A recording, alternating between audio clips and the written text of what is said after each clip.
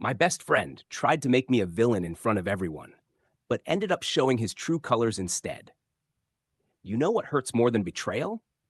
Betrayal from someone you trusted more than anyone. I'm not dramatic by nature. I'm quiet. I listen more than I speak. And I'm loyal, especially to my best friend, Jordan. Or, I guess I should say, my former best friend. We met in college. He was loud, charismatic, the kind of person who always had a crowd around him.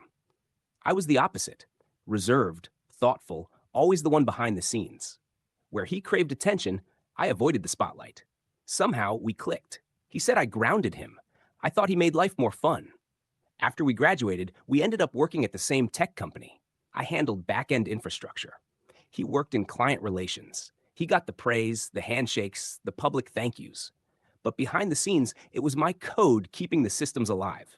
I never minded. I didn't care about attention until he decided to put a target on my back. It started subtly. Jordan and I would both be at a meeting, and he'd casually forget to mention I'd helped design a key part of a project. He'd present ideas I'd developed, tweaking the details just enough to make them seem like his. I brushed it off at first. I didn't want to believe he was intentionally taking credit. I'd known him for years. He wouldn't do that. Except he did. Repeatedly. The final straw came during a huge product launch. I'd spent weeks working overtime, missing family dinners, skipping weekends, just to meet our deadlines. I handled everything from scalability to security testing. When the product debuted without a hitch, upper management called a meeting to congratulate us. Jordan stood at the front of the room, confidently leading the presentation. My slides, my models, my architecture. I'd like to thank the whole team, he said with a smug little grin, but especially myself for pushing the vision forward when things got rough. No mention of me. Not once. I sat there, stunned. But the worst part? Everyone clapped. After the meeting, I confronted him in private. Why didn't you mention me? I asked, trying to keep my voice even. He shrugged. Did you need the credit? I mean, let's be honest. You're not exactly a people person. I made it all understandable. I sold it. I stared at him. You think that justifies taking all the credit? He smiled. Relax. You're lucky you have me to make your work look good. That was the moment the switch flipped. I didn't explode. I didn't shout or storm off. I simply smiled and said, You're right. You're better at talking than me. That was the last compliment I ever gave him. Because from that moment on, I started planning. I wouldn't stoop to his level. I wasn't going to gossip or backstab. I was going to do what I do best, stay quiet, work smart, and expose him without even lifting a finger. Step 1. Build relationships, the ones he neglected. Jordan only schmoozed with executives. He dismissed juniors, ignored IT support, treated HR like a nuisance. I started doing the opposite. I offered help, mentored interns, shared tools and shortcuts with team members. When someone needed help debugging, I stayed late.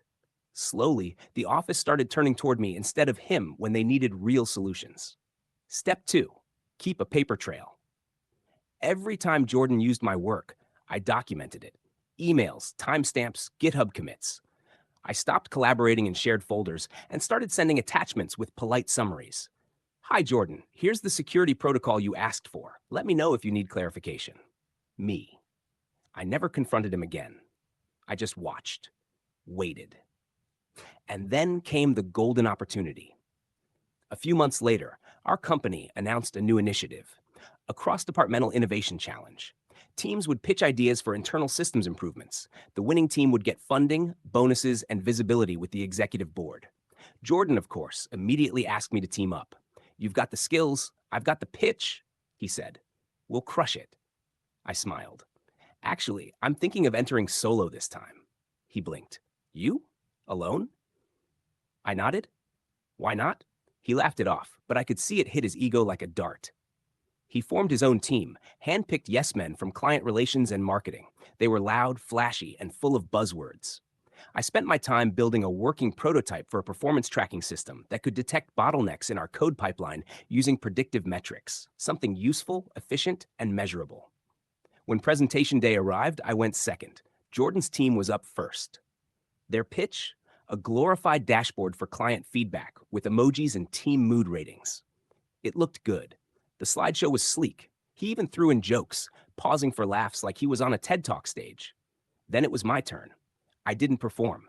I just explained, showed how my system had already identified a flaw in our test server architecture and fixed it. Live demo. No fluff, just function. The executives asked thoughtful questions. I had thoughtful answers. Jordan had sarcastic smirks. When the announcement came the next week, I won. I was invited to lunch with the CTO, got a bonus, and was asked to lead the project full time. Jordan? Nothing. You'd think he would take the loss with grace, but Jordan wasn't wired that way. He started to unravel. First came the gossip. He only won because he's good at sucking up to IT. He probably stole the idea and just coded it first. He's acting like he's better than everyone. People told me. I didn't respond. I didn't need to. I just kept working, kept winning, and quietly let his desperation become visible. Then came his big mistake. He tried to frame me. I walked into work one Monday and was called into HR. Someone had anonymously reported that I'd been accessing files I wasn't authorized to. I knew immediately. I explained everything. Showed them my access logs, my documentation, the paper trail. It was obvious the evidence had been fabricated, sloppy, desperate. And then I did something he didn't expect. I calmly said, if you check the metadata on the submitted complaint document, I believe it'll show who created it. They did. It traced back to Jordan's company laptop. The fallout was swift. He was suspended pending investigation.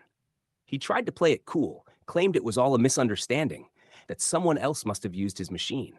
But no one was buying it anymore. People remembered his bitterness, his jabs, the jokes at my expense, the way he took credit. His mask was gone.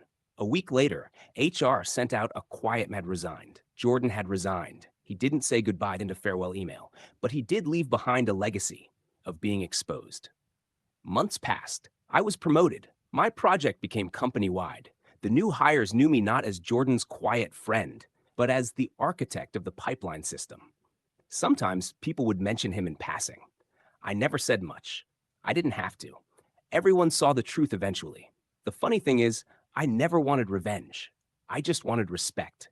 But watching Jordan destroy himself trying to destroy me, that was more satisfying than anything I could have planned.